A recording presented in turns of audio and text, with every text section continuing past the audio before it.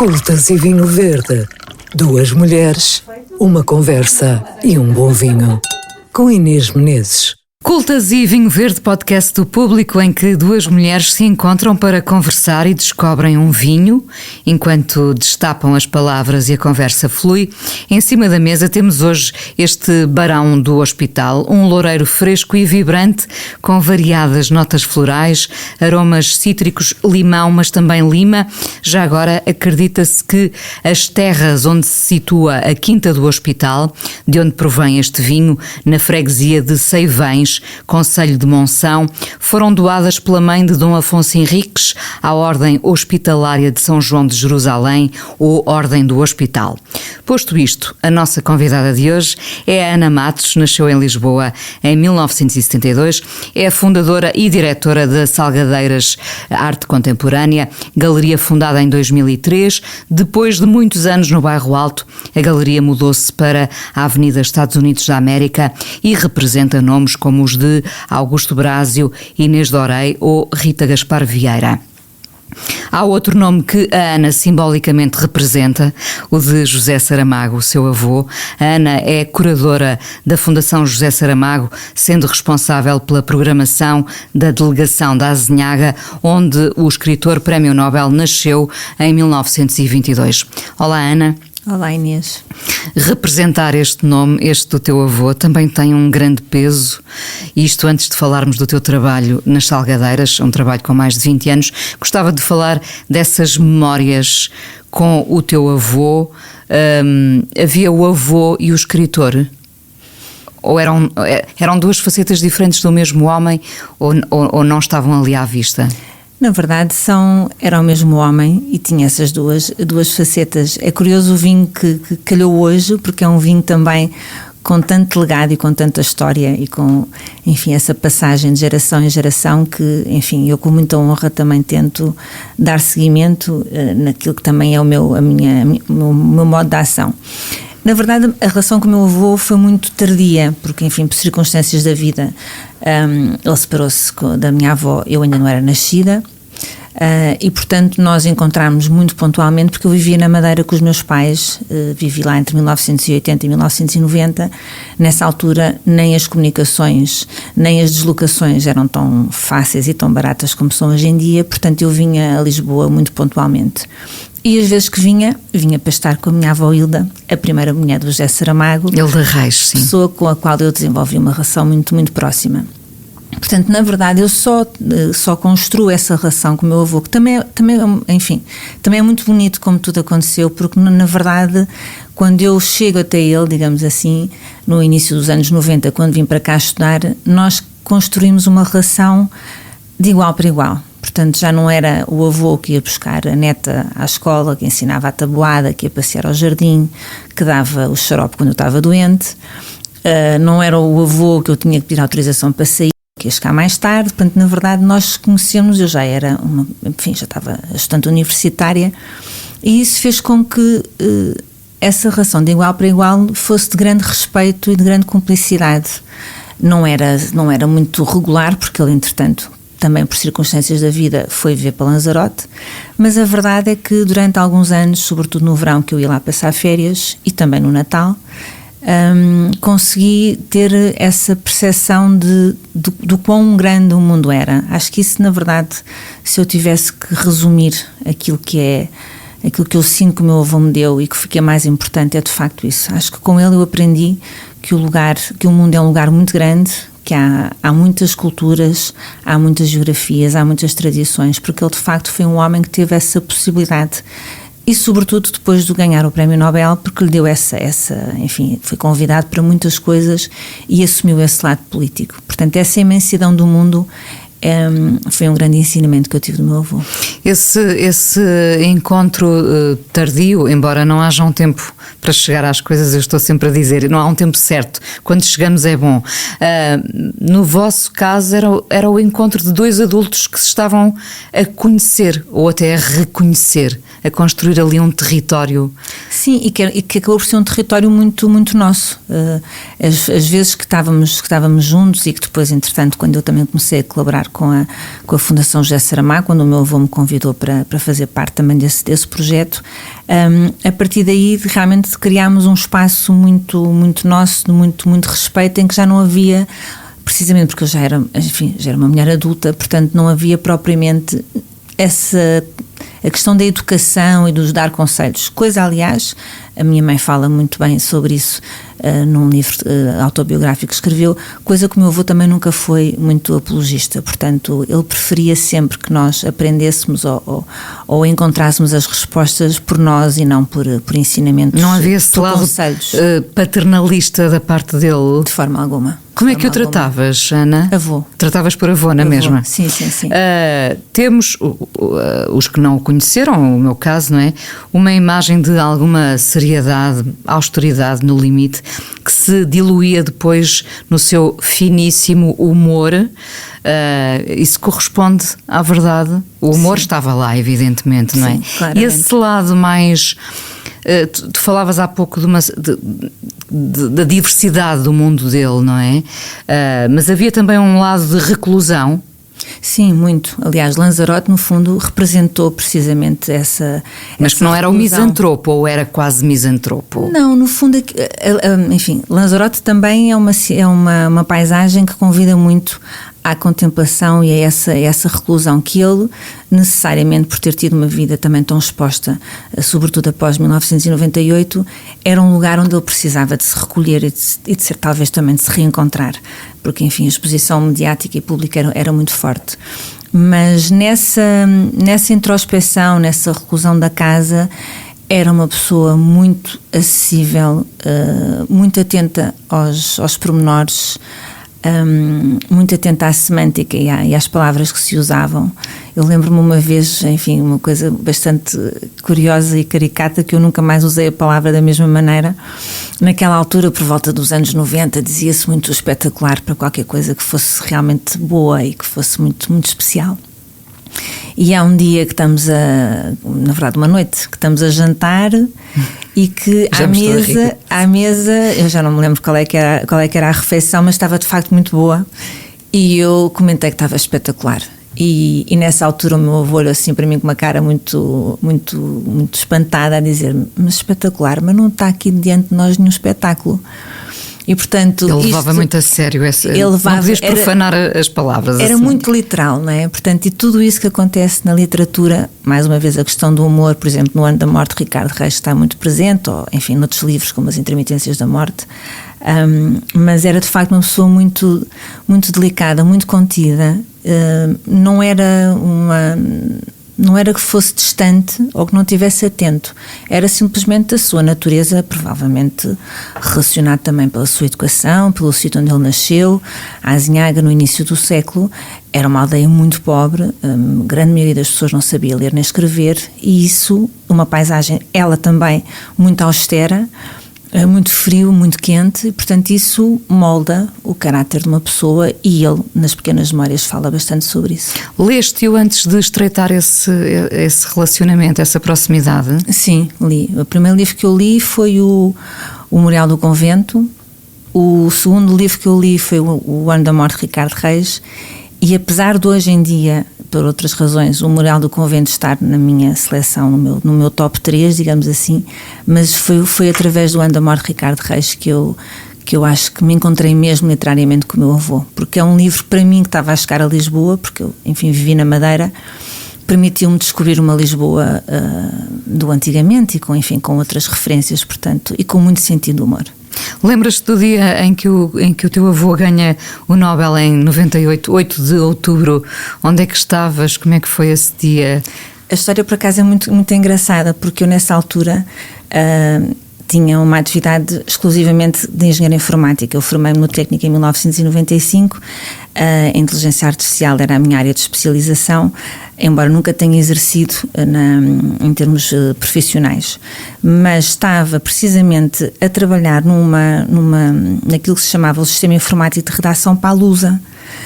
E portanto eu fui uma das pessoas que esteve envolvida nesse projeto e estava precisamente a preparar como é que os jornalistas, o ciclo de vida de uma notícia, desde que ela é criada até que ela é publicada, e estava a preparar esse programa quando de repente aparece a notícia, que sei através de uma pessoa que também trabalhava comigo. Portanto, na minha maquete, o Prémio Nobel a José Saramago foi uma das notícias que foi usada como teste. Curioso, eu iria dizer até espetacular, mas se calhar o espetacular deu lugar ao incrível. Exato, hoje em dia. É verdade. Estamos hoje a provar este Barão do Hospital, um loureiro fresco e vibrante.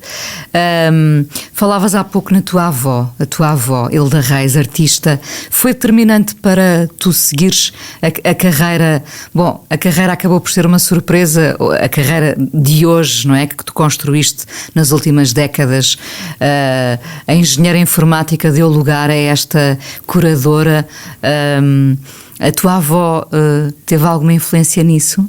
Sim, a minha avó foi muito importante porque toda a minha formação artística e muita, enfim, da sensibilidade que eu também fui desenvolvendo foi através dela. Portanto, sempre que eu vinha a Lisboa, visitávamos as galerias, como era o caso da Nazoni, que já não existe, mas da 111, que continua a existir, e onde eu visitava muitas vezes a Arlete e o Manuel Dorito, ou então as idas ao CAM, ao Centro de Arte Moderna da Fundação Carlos Gulbenkian. Portanto, toda essa formação que acontece por volta dos 10, 12, 14 anos foi muito importante para aquilo que eu hoje, apesar disto tudo parecer que é muito disruptivo, mas há uma continuidade da engenharia informática para a galerista. Portanto, primeiro porque sou eu, não é? Sou sempre a mesma pessoa, não tive nada traumático que provocasse esta mudança, antes pelo contrário, gostei muito de exercer o meu trabalho como engenheira informática, mas talvez no fundo o problema que eu quisesse resolver como engenharia tinha a ver com a questão da beleza e tornar a vida mais bela, em vez de ser com os sistemas informáticos, acabou por ser com uma galeria. Enfim, um bocadinho a brincar com isto, mas na verdade eu acho que há essa continuação. Mas a minha avó foi muito importante porque toda essa relação com as artes foi através dela e muito importante no trabalho do artista. Portanto, eu, tanto de um lado como do outro, embora no caso a minha avó fosse mais presente, porque eu vivi muito tempo com ela, próximo, apercebi-me do que é a luta e o que é o trabalho de um artista. Portanto, aquela ideia que muitas pessoas têm relativamente à inspiração, e assim é uma coisa que surge, não se sabe de vinda de onde, é um grande mito, não é? Portanto, os artistas, a maior parte delas, trabalham muito até conseguir que essa inspiração, quando chegue, seja detectada. Portanto, ela foi também muito importante, não só no meu trabalho como galerista, mas na minha relação com os artistas, enfim, no fundo, ter vivido com uma pessoa que tinha essa prática diária. Conhecer de perto o processo, não é? Embora artistas diferentes tenham também processos diferentes.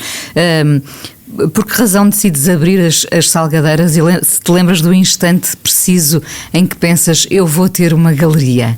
O instante foi um bocadinho anterior, porque eu comecei a tirar um curso na Arco de História da Arte, já com essa ideia que viesse a acontecer. Acabou por se precipitar, porque eu pensava que isto ia acontecer aos 40, aos 50 anos, e portanto já lá vão 22, portanto eu tinha 31 anos quando abri a galeria. E houve duas coisas que me pareceram muito importantes. A primeira foi de facto a questão da beleza, não é? No fundo, inicialmente foi talvez tenha sido esse o driver, talvez tenha sido isso que me fez abrir uma galeria, não é? No fundo, tornar as casas mais belas, mais bonitas, porque eu tinha tido sempre essa sorte, porque a minha avó, sendo artista, tinha muitas coisas dela, muitas obras dela, ou de outros artistas com quem trocava. Portanto, essa procura da beleza foi talvez o primeiro impulso. Depois, o facto, e isso é uma coisa que nós temos assente na nossa programação, e que quando eu escrevi uma espécie de manifesto em 2003, intitulei-lhe que a arte é um bem público. Portanto, eu considero mesmo que usufruir da arte deve ser considerado como um bem público, porque é através dele que nós conseguimos melhorar o mundo e melhorar-nos a nós próprios. Portanto, diria que foi uma questão de beleza, foi uma questão de também tornar as casas mais belas, mas ao mesmo tempo nos fazerem questionar sobre o mundo. Portanto, acho que essa ideia da procura, do questionar, da descoberta, teve muito presente nesta opção que eu vim a tomar. E há aqui uma palavra que tem que entrar neste discurso, que é resistência, porque uma galeria que resiste 2 décadas e começou agora um novo ciclo de vida, tem que resistir aos tempos, não é? Aos obstáculos, às adversidades. Como é que se fintam essas adversidades? É muito difícil num país como Portugal, que apesar de tudo tem hábitos culturais ainda pouco instalados. Eu recordo-me, em 2003, quando abri a galeria, havia 2 coisas que aconteciam que me causavam muita estranheza. Primeiro, as pessoas perguntavam se era preciso pagar para entrar, e depois tinham logo uma ideia de eu não vou entrar porque eu não vou conseguir comprar nada. As galerias em Portugal, nós, enfim, temos uma tradição já com alguma expressão de galerias, são várias as galerias, têm 20, 25, enfim, já começa a existir.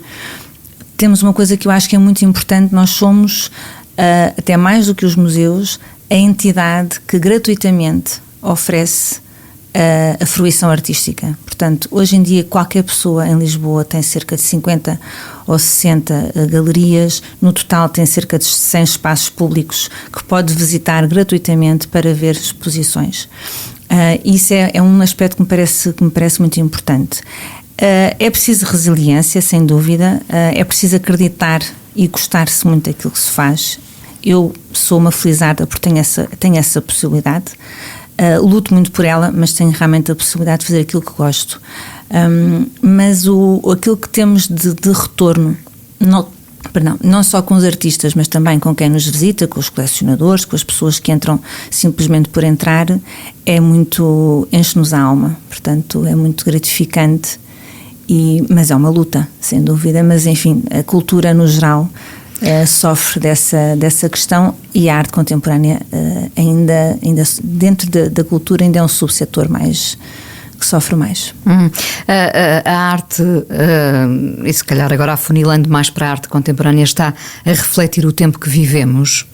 Sem dúvida. Aliás, acho que o contemporâneo muitas vezes é utilizado às vezes como algo depreciativo, não é? As pessoas têm um bocado aquela ideia, não, desde o Duchamp, do Urinol, que acham que tudo se faz e que tudo é possível.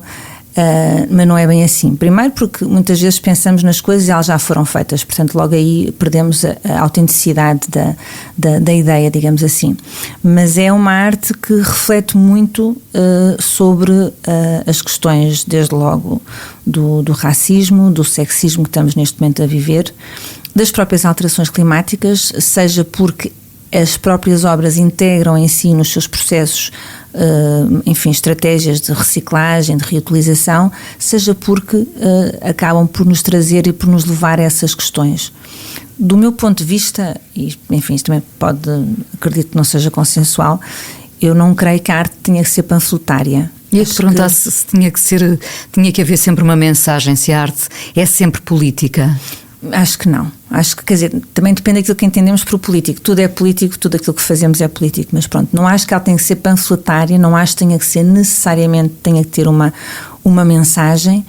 Acho que nos deve fazer refletir de formas menos evidentes e menos imediatas, porque para esse imediatismo, para essa aceleração, temos as redes sociais que tantas vezes nos fazem até tomar partido e dizer coisas que depois mais tarde nos vamos arrepender. Portanto, eu acho que o lugar da arte é uma reflexão pausada, com tempo, longe da desaceleração, porque só assim é que ela pode realmente ser profunda.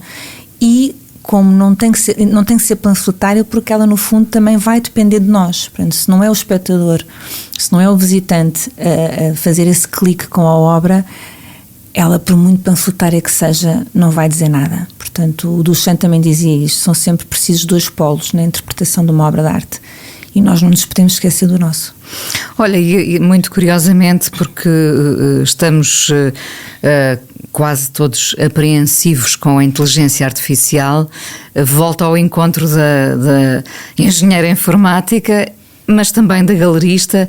Como é que ambas, que és tu, olham para este novo advento da inteligência artificial?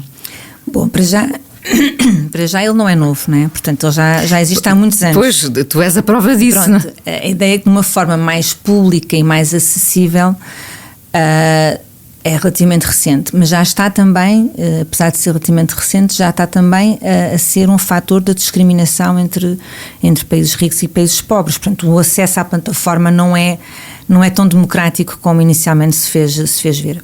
Eu sou muito cética, talvez porque, apesar de tudo, estudei esta área, é verdade que já vão uns anos, sou muito cética naquilo em que não me parece que seja, pelo menos para já, assim tão possível quanto isso, que a máquina nos venha a mimetizar naquilo que são os nossos sentimentos, naquilo que é o erro, que é tão importante na produção artística, não é? Portanto, o erro é e apanhar esse erro e desencadear sobre ele um processo é qualquer coisa que é bastante complexo do ponto de vista enfim, das estruturas que são necessárias e que o homem consegue fazê-lo.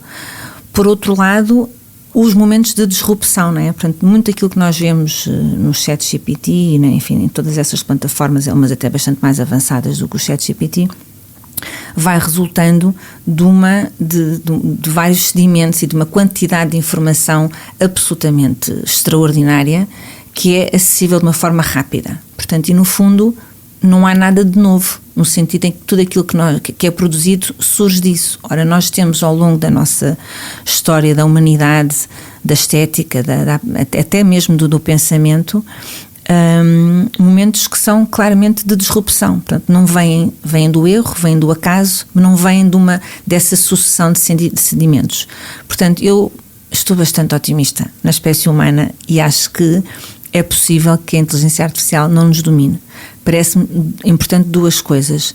A primeira é desacelerar.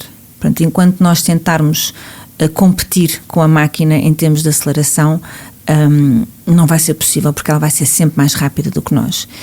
E o segundo aspecto é deixarmos que realmente as relações humanas, a empatia, nos contamine e não estarmos tão focados em sermos produtivos e rápidos e acelerados, porque aí acho que não vamos ter hipótese de comparação com uma máquina. Quando estamos perante um objeto artístico, cais na tentação, ainda hoje me aconteceu, de pensar, isto será inteligência artificial ou não? Não, ainda não. É quase sempre detetável, quase sempre, não é? Já começamos a ser mais ou menos fintados com algumas coisas muito próximas do trabalho de um artista. Eu acho que se calhar mais preocupante é sempre de um artista, na verdade, sim, não é? É sempre assim, a questão aí há uma questão também muito importante, tem a ver com a questão da autoria, não é? Que é outra questão que a inteligência artificial e a nível europeu, por exemplo, ainda não se resolveu, não é? De quem é a autoria daquele texto. Na verdade, são todos os autores, todos os escritores, todos os jornalistas que direto ou indiretamente contribuíram para a produção daquela peça literária, chamemos-lhe assim. Ou no caso de uma fotografia, não é? Eu vi hoje uma sequência de fotografias belíssimas, custa-me dizer isto, até porque eu não recorro normalmente nem ao ChatGPT, nem fico muito fascinada pela inteligência artificial, mas hoje vi uma sequência de fotografias, depois de alguém que eu percebi que trabalha com inteligência artificial, e pela primeira vez fiquei impactada. Mas aí eu acho que também há uma ferramenta que também, voltando à questão da arte contemporânea, é muito importante, que é a questão do processo, não é? Muitas vezes aquilo que valida, legitima, não estou a falar em questões comerciais ou do valor que a obra de arte tem, mas muitas vezes a legitimação e a validação daquela obra tem presente o próprio processo, não é? Como é que aquilo surgiu? O que é que está por trás daquilo tudo? E, portanto, nós, galeristas, curadores, críticos, enfim, os vários agentes que operam neste meio, também temos que ter um bocadinho essa responsabilidade de tentar perceber qual é que é esse processo, e aí consegue-se desmontar mais facilmente se é uma peça produzida por IA ou não. Acho mais perigoso e mais difícil, por exemplo, na academia, que neste momento sabemos que muitos dos trabalhos que são entregues resultam dessa facilidade. E eu acho que era importante que as pessoas também pensassem que quanto mais alimentam a inteligência artificial, mais estão a tornar dispensáveis o ser humano. Portanto, enfim, que alguma cautela no uso. Saíste depois de muitos anos do Bairro Alto e estás agora com a galeria. na Avenida Estados Unidos da América. É um novo fôlego? É um novo fogo, estou muito feliz com esta mudança. Alvalade é um bairro que também tem várias galerias e, portanto, há uma predisposição de quem nos visita também de irem às Salgadeiras, ao mesmo tempo passam na Balcony, que fica mesmo ali ao lado de nós, ou então a Vera Cortês, a Appleton, a Fundação Leal Rios, que estão na outra ponta da Rio de Janeiro. Portanto, é um bairro, ainda é um bairro bastante residencial e há muita gente que vive ali, até de várias gerações, de avós que passam depois para os netos, e realmente torna-se um bairro propício para para este encontro, muito diferente do que tínhamos no Bairro Alto. No Bairro Alto também tinha um lado muito poético, porque na verdade algumas das pessoas que inclusivamente de quem eu fiquei amiga ou que passaram a visitar a galeria de uma forma regular, resultaram de encontros por acaso, pessoas que passavam na rua e que entravam. Na Avenida Estados Unidos da América isso já não acontece tanto, porque claramente é um sítio onde as pessoas vão com essa intenção de falar com o galerista, com a arte. Sabem ao que vão. Sabem ao que vão. Mas estou muito satisfeita com esta mudança. E além do mais, o espaço permite-me também trabalhar outro tipo de tipologias, mais a instalação, a escultura, e no fundo também ter um espaço de acervo mais significativo, porque enfim, o acervo é o coração das galerias e portanto nós agora conseguimos ter um coração um bocadinho maior. Ana, muito obrigada por teres vindo a este Cultazee Vinho Verde com este barão do hospital, um loureiro. Brindamos aqui? Olha, vamos brindar, enfim, temos estado a falar sobre arte, portanto, obviamente, a arte como forma de nos encontrarmos e de encontrarmos o outro, mas eu gostaria de terminar com uma palavra que não existe, que se chama blimundar. Blimundar é um verbo que eu, enfim, inventei, ou melhor dizendo, que me apropriei de uma personagem. A partir da Blimunda, sim. A partir da Blimunda, portanto, que blimundemos, ou seja, que continuemos a recolher as vontades de todos em torno de um sonho que é comum. E essa palavra, esse verbo, o teu avô gostaria certamente. Acho que sim. Obrigada.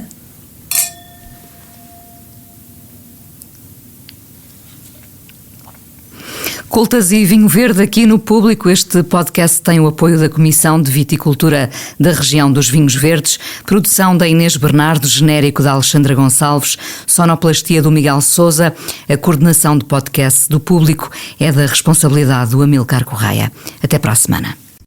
Cultazee Vinho Verde, com Inês Menezes.